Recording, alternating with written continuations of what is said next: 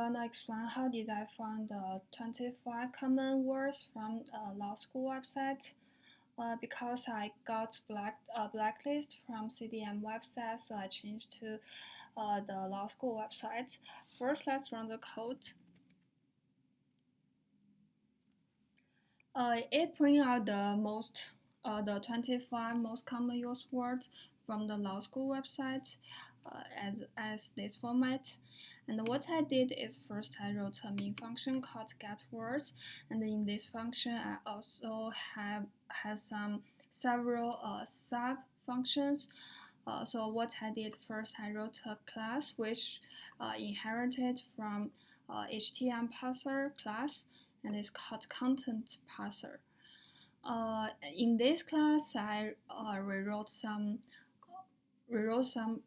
function. The first one is initiate, which initialize subclass content parser. Also, I rewrote function handle string tag, handle end tag, and handle data function. Besides of that, I also wrote several new functions. The first one is called add content, which gonna add words to a dictionary. Second one is remove special char, which gonna remove special character in data. And the last one is called print top used words function, which gonna print out the most common words as required. So that's the explanation for the question 1 and 2. And for the question 3, how did I restricted my search to website?